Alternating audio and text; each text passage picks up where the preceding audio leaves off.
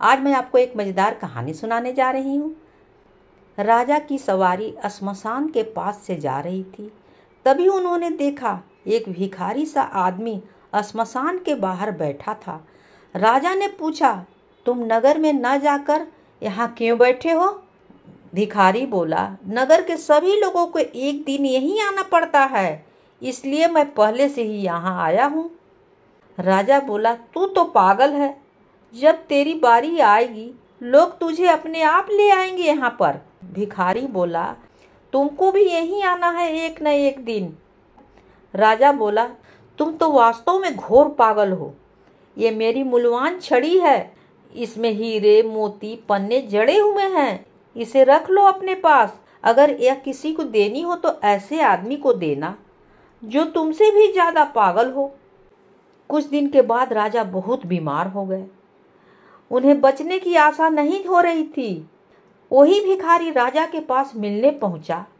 भिखारी बोला, बहुत बीमार हो राजन?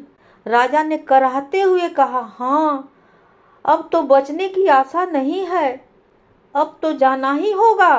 भिखारी बोला, कहाँ जाना है? राजा बोला, यह कैसे मालूम होगा? किसी को पता नहीं, तू तो पागलों जैसी बातें कर रहा है। भिखारी बोला, कोई तो सामान भेज दिया होगा, अपने मंत्री या सचिव को वहां भेज दिया होगा प्रबंध के लिए। राजा बोला, तुम वही पागल के पागल हो, यह सब कुछ कैसे हो सकता है? भिखारी बोला, वहां चावल आटा दाल आदि भेज देते, सवारी के लिए मोटर बग्घी घोड़ा भेज देते।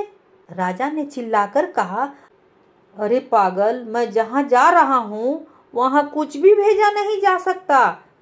तो भिखारी बोला, राजन, इस छड़ी को तुम संभालो, क्योंकि तुम सबसे ज्यादा पागल हो। तुम्हें पता था कि ये सब तुम्हारे साथ नहीं जाएंगे, तो ये सब तुम इकट्ठा क्यों कर रहे हो? यह हाल राजा का ही नहीं, अधिकांश लोगों का यही हाल होता है। कहानी होती है समाप्त।